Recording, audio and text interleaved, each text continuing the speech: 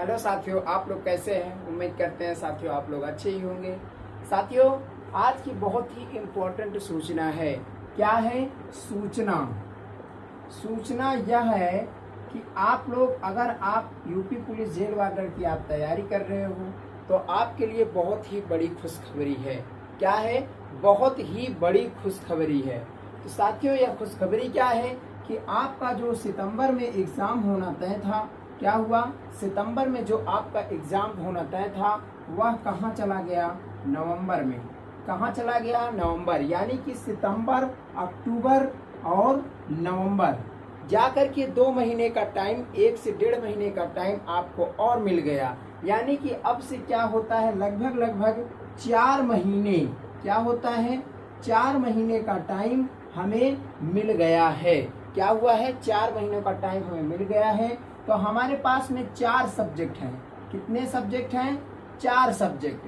4 subject में हम क्या करेंगे? अगर हमें 4 महीनों का टाइम मिल गया है तो हम क्या करेंगे? 1 महीना हिंदी पढ़ेंगे। क्या पढ़ेंगे? 1 महीना हिंदी, 1 महीना रीजनिंग और 1 महीना क्या पढ़ेंगे? मैथ, और 1 महीना जीएस पढ़ेंगे। क्या पढ़ेंगे? जीएस। 4 महीना यार फ्री होकर के एकदम बिल्कुल दिल खुश करके आप लोग पढ़िए, सिलेक्शन पक्का होगा। आप लोग बस पढ़ते चलिए। लेकिन साथियों, एक बात मत भूलना, क्योंकि इस एग्जाम में बहुत लंबा कंपटीशन होगा। कंपटीशन बहुत ही जबरदस्त होगा। क्यों होगा? क्योंकि इस समय लॉकडाउन भी लगा है, ऑनलाइन पढ़ाइयाँ बहुत जबरदस्त जोरदार से चल रही है, इसलिए इसमें कंपटीशन बहुत जबरदस्त होगा। एग्जाम डेट भी आगे चली गई है, तो बच्चे लोग क्या कर रहे हैं? बहुत ही जबरदस्त तैयारियां में जुटे हैं। और इसमें क्या होगा? आपकी बार फाइटिंग बहुत जबरदस्त होगी। लेकिन मेरिट 120 से ज़्यादा, 120 क्वेश्चन, सॉरी 220 से ज़्यादा और 200 क्या बोलते हैं, अब की बार जितनी 185 गई थी, 185 से कम, इससे ज़्यादा मेरिट नहीं जाने वाली है। अगर जनरल की बता रहे हैं तो आप इसी हिसाब से एलिगेशन लगा सकते हो, एससी एसटी ओबीसी आप जो भी हो, तो इससे ज़्यादा मेरिट नहीं जा सकती है, बिल्कुल नहीं जाएगी। आप लोग ज़्यादा परेशान मत होइए, बस आसान तरीके से आपको जो मैं टॉपिक पढ़ा रहा हूँ आप उस पर बस फोकस करते चलिए, फोकस करते चलिए, बस हो गया, आपका काम हो जाएगा। साथियों, कल हम आपको एक क्वेश्चन दिए थे होमवर्क में। क्वेश्चन क्या था कि राज्यपाल की नियुक्ति कौन करता है? कौन था? राज्यपाल की नियुक्ति। तो साथियों, राज्यपाल की नियुक्ति कौन करता है? राज्यपाल क्या होता है? राज्य का कार्यकर्ता होता है। राज्य का संपूर्ण कार्यभार इस पे निर्भर होता है। किस पे? पूरा कार्यभार राज्यपाल पर निर्भर होता है। वह अपना कार्यभार, वह सारी शक्तियां इसके पास निहित होती हैं, लेकिन यह काम न करके यह अपने राज्य के मुख्यमंत्री से काम करवाता है। राज्य के मंत्री और मुख्यमंत्रियों से काम करवाता है। लेकिन राज्यपाल की नियुक्ति कौन करता है? राज्यपाल का चुनाव नहीं होता है। राज्यपाल की नियुक्ति कौन करता है? राष्ट्रपति करता है। देश का राष्ट्रपति करता है। वो भी राष्ट्रपति अपने इच्छानुसार, राष्ट्रपति के इच्छानुसार राज्यपाल अपने कार्य पर रह सकता है। अगर राष्ट्रपति चाहे तो आज अपने यहाँ के राज्यपाल प्रेजेंट टाइम आनंदीबेन पटेल हैं, तो श्री राम नाईक जी हट गए हैं, आनंदीबेन पटेल। तो राष्ट्रपति अगर चाहे तो इनको अभी के तुरंत इनको हटवा सकता है। क्या करता है? इनको, राज्यपाल को इनके पद से हटवा सकता है, बिल्कुल हटवा सकता है। और अगर राष्ट्रपति चाहे तो इन्हें रखे रह सकता है। लेकिन अभी इसमें क्या है? लेकिन राज्यपाल का एक कार्य भी निश्चित किया गया है। राज्यपाल की पदावधि कितनी होती है? तो इनकी अवधि होती है 5 वर्ष। ये 5 वर्ष के लिए नियुक्त होते हैं, लेकिन राष्ट्रपति के इच्छानुसार तक। क्या? राष्ट्रपति के इच्छानुसार तक। अगर राष्ट्रपति चाहे तो 5 वर्ष के पहले भी इन्हें हटा सकता है। लेकिन ये मतलब नहीं हुआ कि राष्ट्रपति चाहे तो इन्हें 10 साल 20 साल आजीवन तक इनको रखे ही रहे, नहीं, 5 साल के बाद भी इन्हें हटा दिया जाएगा, ऐसा अपना भारतीय संविधान कहता है। साथियों, उम्मीद करते हैं आपको समझ में आ गया होगा। आज का इम्पोर्टेंट टॉपिक हम पढ़ेंगे वन्य जीव विहार। क्या पढ़ेंगे? वन्य जीव विहार। आपको हम पक्षी विहार, प्रदेश में पक्षी विहार कितने हैं हम आपको पढ़ा चुके हैं। पक्षी विहार कितने हैं? पक्षी विहार 13 हैं। कितने हैं? 13 पक्षी विहार। अब क्या पढ़ाएंगे? यूपी में वन्य जीव विहार।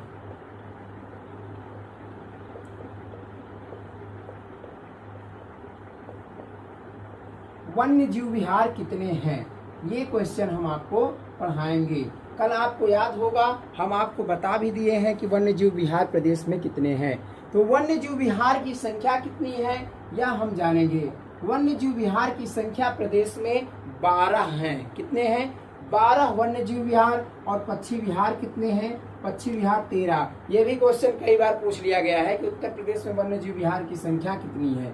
आप 12-13 में मत मिसमैच करिएगा। क्यों? क्योंकि इसे आप एक बार कंठस्थ याद कर लीजिए, दिमाग में बैठा लीजिए कि ये क्या है, क्या चीज हम याद किए हैं। इस बारे में आप जरूर से जरूर ज्यादा फोकस करिए, नहीं आप 12 और 13 में डिफीट हो जाएंगे। साथियों, हम चलते हैं अपने वन्य जीव विहार की ओर। तो वन्य जीव विहार नंबर 1 क्या है? चंद्रप्रभा। चंद्रप्रभा वन्य जीव विहार।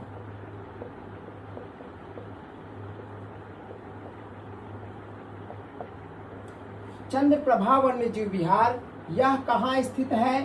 यह है चंदौली में। कहाँ स्थित है? चंदौली जिला में स्थित है। कहाँ? चंद्रप्रभा वन्य जीव विहार कहाँ स्थित है? चंदौली में स्थित है। फिर दूसरे नंबर का आ जाता है किशनपुर वन्य जीव विहार।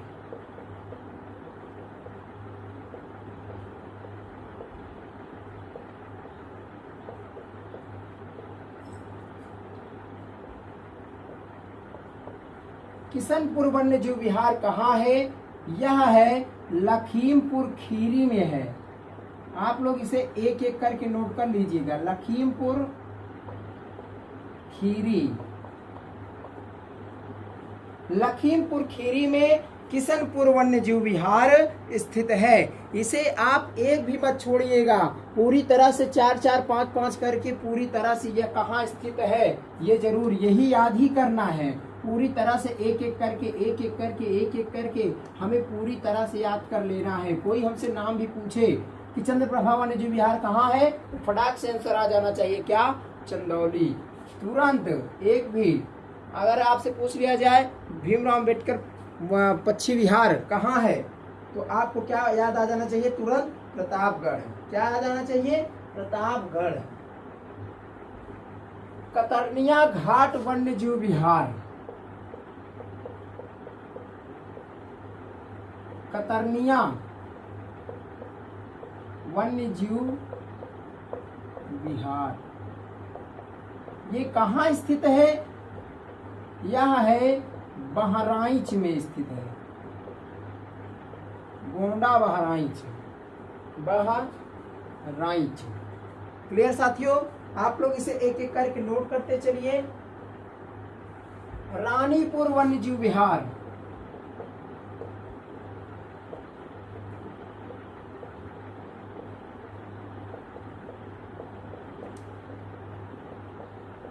रानीपुर वन्य जीव विहार कहाँ स्थित है? रानीपुर वन्य जीव विहार चित्रकूट में स्थित है। चित्रकूट। चित्रकूट बांदा। क्लियर? चित्रकूट बांदा। रानीपुर वन्य जीव विहार कहाँ स्थित है? चित्रकूट बांदा में। इसका स्क्रीनशॉट लेते चलिए। साथियों, आप वीडियो देखने से पहले पेन और कॉपी अपना अस्त्र शस्त्र लेकर के बैठिए। क्यों? क्योंकि आप युद्ध लड़ रहे हो, वर्दी की युद्ध लड़ रहे हो। किसकी? वर्दी की युद्ध। और जानते ही हैं आप कि अगर जब युद्ध में जाया जाता है, युद्ध में कूदा जाता है, तो अपना अस्त्र शस्त्र लेकर के कूदा जाता है। यदि आप नहीं कूदते हो अस्त्र शस्त्र लेकर के, तो जाहिर सी बात है आप हार जाओगे। क्या है? आप हार जाओगे। महावीर स्वामी वन्य जीव विहार।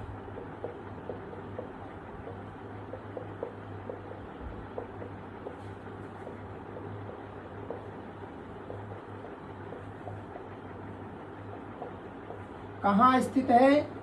ललितपुर।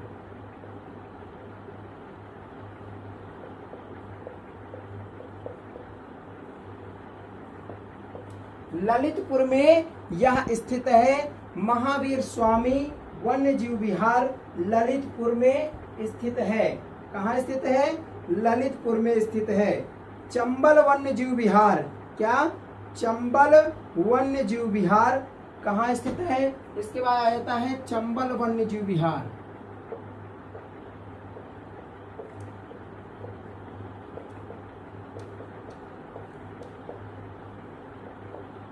कहाँ स्थित है? यह आगरा में स्थित है। कहाँ? आगरा इटावा। आगरा और इटावा में स्थित है। भाई साहब आधे वन्य जीव विहार हो गए, 6 हो गए और 6 ही अब बाकी हैं। इसके बाद आ जाता है 7वें नंबर पे। आप लोग इसका स्क्रीनशॉट लेते चलिएगा अगर आप अभी कॉपी पेन नहीं लिए हो तो, बाकी बाद में अपना नोट कर लीजिएगा। 6 हो गए, अब आ जाता है 7, कैमूर वन्य जीव विहार।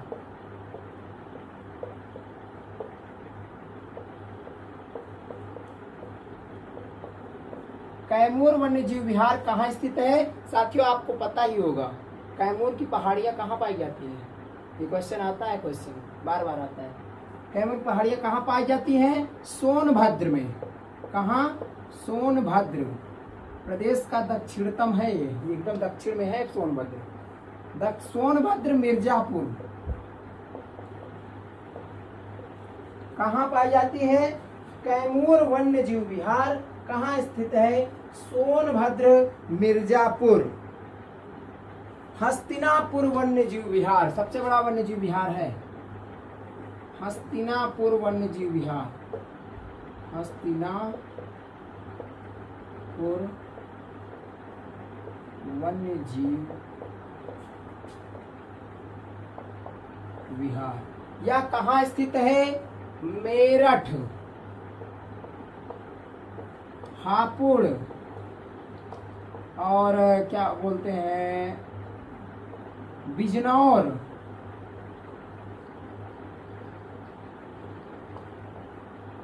यहाँ हस्तिनापुर का एरिया है, तो मेरठ, हापुड़ और बिजनौर में स्थित है का क्या? हस्तिनापुर वन्यजीव विहार। क्या स्थित है? हस्तिनापुर वन्यजीव विहार। उसके बाद आ जाता है, उसके बाद 8 हो गया। 9वें नंबर पे अभी 4 बाकी हैं। 8 हुआ, 9, 10, 11, 12, 4 बाकी हैं अभी।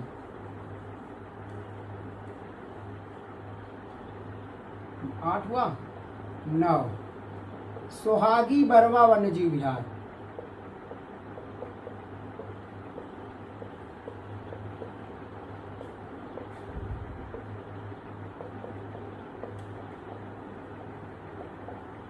सोहागी बरवा वन्यजीव विहार क्या है? सोहागी बरवा वन्यजीव विहार कहाँ स्थित है? महाराजगंज में स्थित है।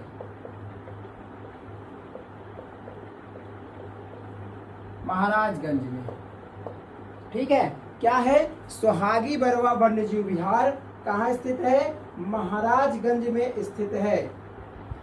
अब आ जाता है बहुत ही इंपॉर्टेंट कछुआ वन्यजीव विहार। कछुआ,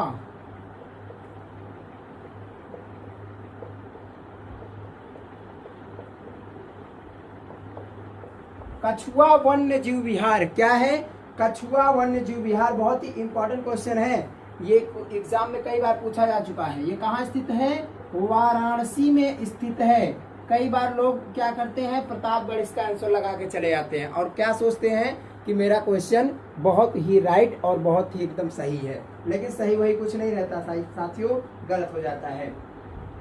अब उसके बाद आ जाता है 10 हो गया, अब 2 बचता है। क्या? एक है पीलीभीत टाइगर रिजर्व। क्या है? पीलीभीत टाइगर रिजर्व जो कि 11वां वन्यजीव विहार है। क्या है? 11वें नंबर पे हम बता रहे हैं, ये 11वां मत मानिएगा, हम अपना बता रहे हैं, 12 काउंटिंग कर रहे हैं, तो 11वां क्या है? पीलीभीत टाइगर रिजर्व, ये कहाँ स्थित है? तो जाहिर सी बात है आपको नाम भी पता है, क्या? पीलीभीत। यह पीलीभीत में स्थित है। कहाँ स्थित है? पीलीभीत में स्थित है। उसके बाद बचता है एक लास्ट सोहलवा। क्या? सोहलवा वन्य जीव विहार कहाँ स्थित है? बलरामपुर में स्थित है। क्या है? सोहलवा वन्य जीव विहार।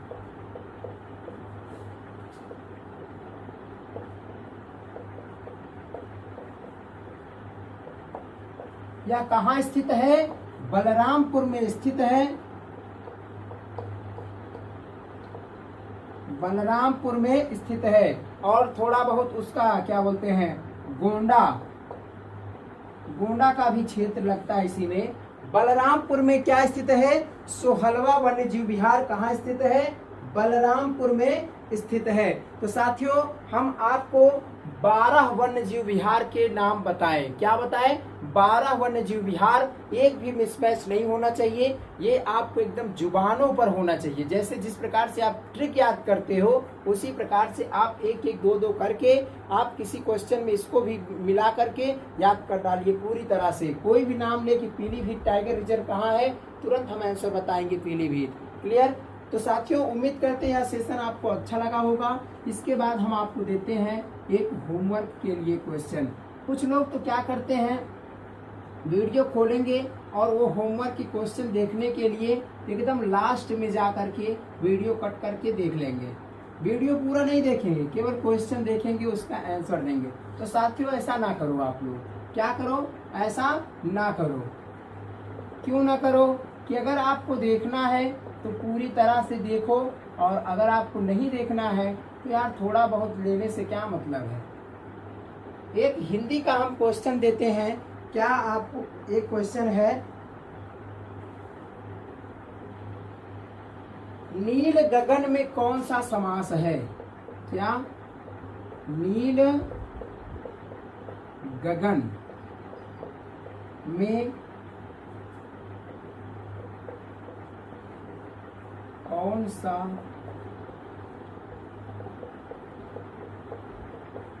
समास है? आपका हिंदी का भी टेस्ट हम लेते चल रहे हैं। क्यों? क्योंकि ये आंसर से ही हमें पता लगेगा कि आप हिंदी कितना पढ़ते हो, आपको हिंदी कितना आता है। आता है ठीक है, नहीं आता फिर भी हम उसको भी पढ़ाएंगे। क्यों?